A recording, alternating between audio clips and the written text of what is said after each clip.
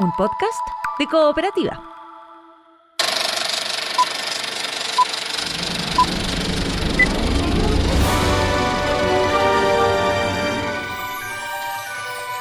Hola, ¿cómo están? Soy Joel Poblete y este es Estrenos y Razones, el podcast que te cuenta por qué ver y por qué no ver alguna de las películas que están dentro de la cartelera nacional. Esta es una presentación de cooperativapodcast.cl.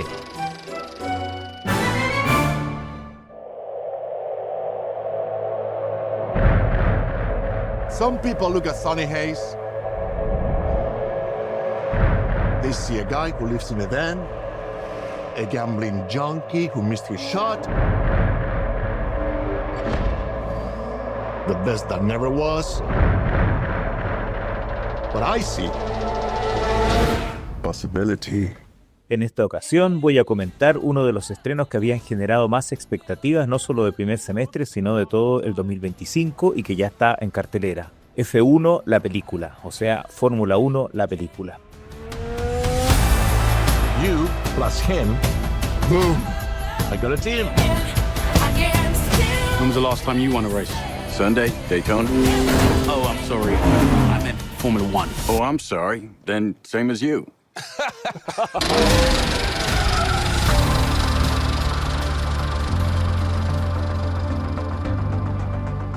Una primera razón por la que se esperaba bastante este largometraje es porque se trata de la nueva película del realizador estadounidense Joseph Kosinski. Por si el nombre no suena de inmediato, no es que estemos hablando precisamente de un prestigioso autor cinematográfico, pero sí del responsable de un título que hace 3 años se convirtió en un fenómeno comercial. Top Gun Maverick, una secuela que llegó 36 años después del recordado éxito ochentero que en ese entonces dirigiera Tony Scott. Más de alguien temía que esa continuación llegaba demasiado tiempo después y que quizás no interesaría más que a una cantidad acotada de espectadores ávidos de nostalgia, pero no conectaría con las nuevas generaciones. Sin embargo, se equivocaron porque esa segunda parte fue un verdadero hit y terminó ubicándose en el segundo lugar del top 10 de lo más taquillero del 2022 e incluso fue considerada uno de los títulos que consiguió volver a atraer grandes cantidades de espectadores que habían estado reticentes tras la reapertura de los cines luego de la pandemia. Y no solo le gustó al público, sino además se llenó de elogios de la crítica. Y por si no bastara, tuvo una fuerte presencia en la temporada de premios, culminando con sus 6 nominaciones al Oscar, incluyendo Mejor Película. Gran mérito de Kosinski, cuya primera cinta, una década antes, había sido justamente otra secuela de un éxito ochentero, Tron Legacy. Así que tras el exitazo de Top Gun Maverick, no era de extrañar que hubiera muchas expectativas con esta Fórmula 1, la película.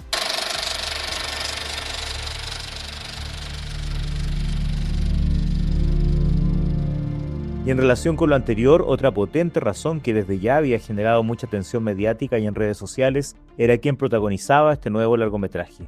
En Top Gun Maverick, uno de los grandes ganchos era tener de vuelta en uno de sus roles más recordados a quien sin duda es una de las pocas grandes estrellas mundiales al estilo clásico en el Hollywood actual, Tom Cruise, quien hoy tiene 62 años.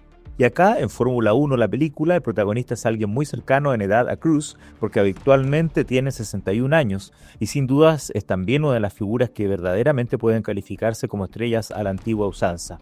Me refiero por supuesto a Brad Pitt, quien después de ganar el Oscar como mejor actor secundario en 2020 por Había una vez en Hollywood, en los últimos años había estado más en el centro de las noticias, sobre todo por lo relacionado a su bullado divorcio con Angelina Jolie, aunque igual sigue muy activo como productor de varias películas y había estado en pantalla de manera destacada en films como Tren Bala y Babylon, en los que era eso sí parte de un reparto más coral.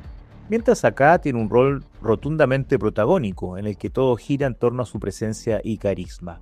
Esta es una historia que recuerda más de un aspecto a Top Gun Maverick, porque nuevamente se trata de un veterano personaje que demuestra su valía y vigencia a las nuevas generaciones, en este caso Sonny Hayes, quien fuera un exitoso y ascendente piloto en los años 90, que debió haber brillado en la Fórmula 1, pero un accidente lo llevó a alejarse de ese mundo, y luego de fracasar en distintos matrimonios, ser adicto a las apuestas e incluso ser taxista por un tiempo, sobrevive piloteando en carreras de distintas categorías, e incluso al inicio del film gana las 24 horas de Daytona.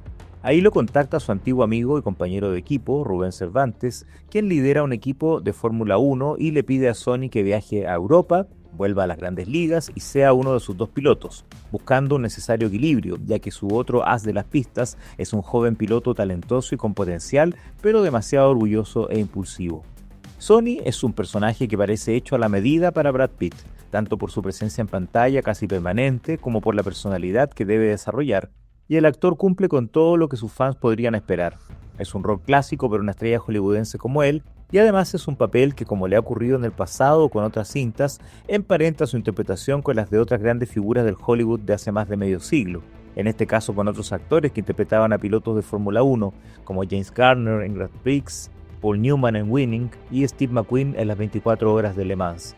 No es una de sus interpretaciones más notables, exigentes o memorables, pero sí es muy efectiva como parte de su ya extensa carrera como ícono cinematográfico que se remonta a más de 3 décadas.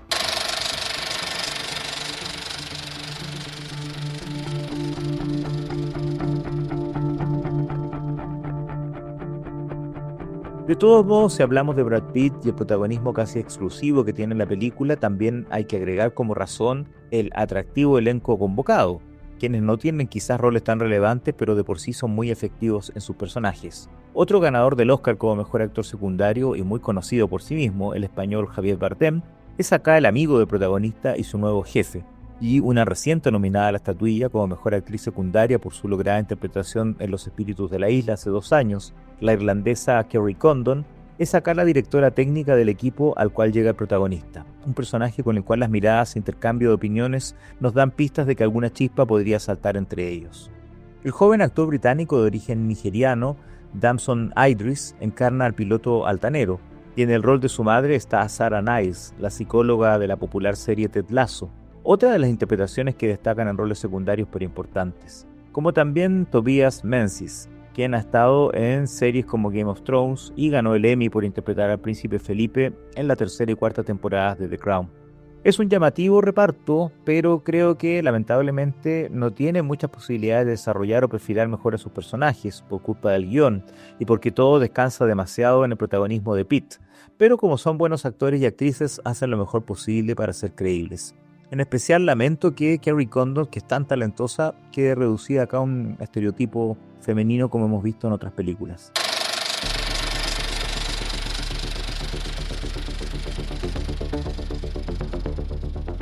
Uno de los elementos que más se ha comentado de este film y que de hecho creo que es lo más potente que tiene y lo que más justifica ir a verlo al cine es lo real y espectacular que se ve y se escucha y siente como reflejo de lo que de verdad debe ser estar en una carrera de Fórmula 1.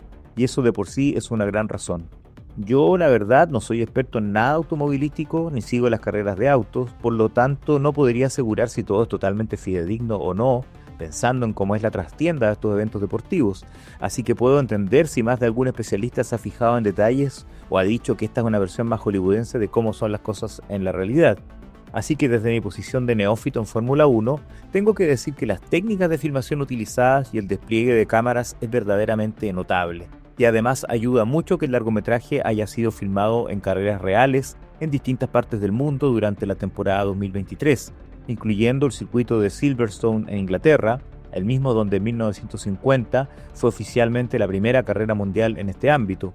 E incluso quienes son expertos en el tema se darán cuenta de que aparecen en pantalla casi como cameos varios de los pilotos reales más reconocidos de distintas escuderías. No por nada más de alguien ha opinado que esta producción es casi como la excusa para un gran spot comercial y publicitario de las carreras de Fórmula 1. Si a mí, que no me interesa mayormente lo automovilístico, logra transmitirme la adrenalina y energía de una carrera real, hay que imaginar cómo será para quienes son más tuercas y fans de la Fórmula 1. Se ha dicho que el film costó $300 millones, aunque los productores lo han desmentido. Pero sea o no verdad esto, lo que vemos en pantalla implica un despliegue visual y sonoro tan potente que es posible imaginar que en verdad costó mucho dinero. Y al parecer lo irán recuperando, porque según lo que se informó, tuvo un muy buen primer fin de semana, al menos lo que se supo en estos momentos que estoy grabando el podcast, y se ubicó de inmediato en el primer lugar de la taquilla estadounidense. Puede ser el efecto Brad Pitt o el efecto Top Gun Maverick, en el que quienes no éramos fans de los aviones de todos modos lográbamos interesarnos y entusiasmarnos con esa película, y en este caso pasa lo mismo con las carreras de auto. Sea como sea, tiene indudables elementos para atraer al público, y más aún si se logra ver en una sala IMAX, por cierto.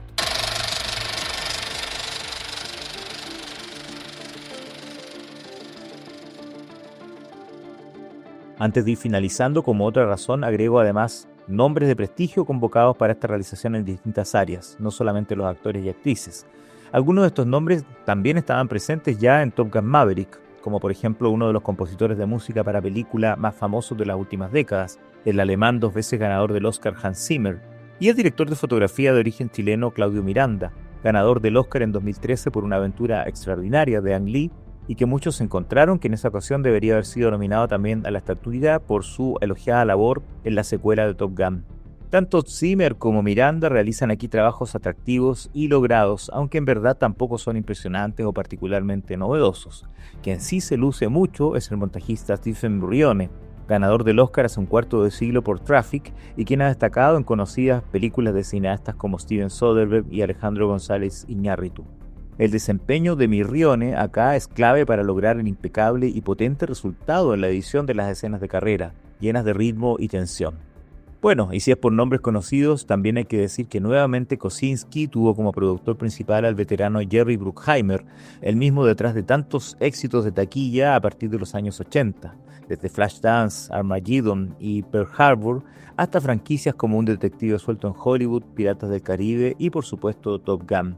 De hecho, podríamos decir que en Fórmula 1, la película, el ya octogenario Bruckheimer, quien se mantiene plenamente vigente, buscó hacer un cruce entre Top Gun Maverick y uno de sus hits de los años 80, Días de Trueno, que protagonizó Tom Cruise y también era sobre carreras de auto.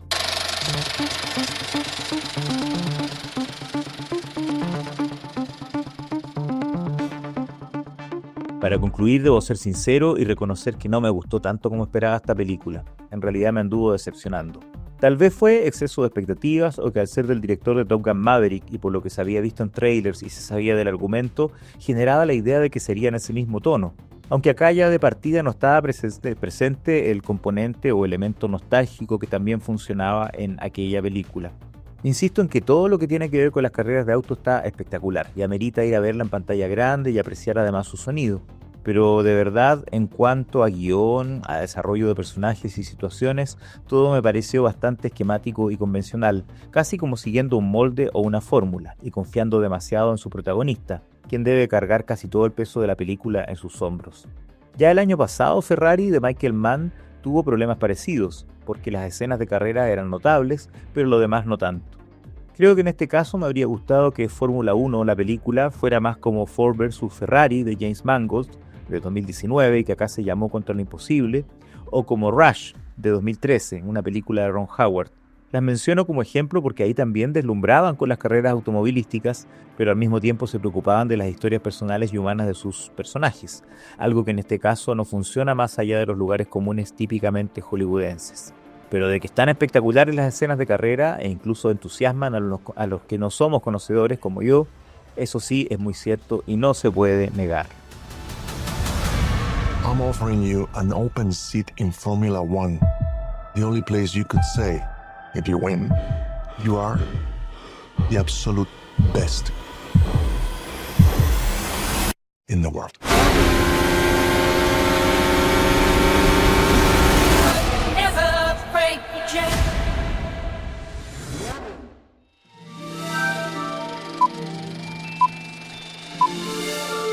Estrenos y razones. Esta es una presentación de cooperativapodcast.cl.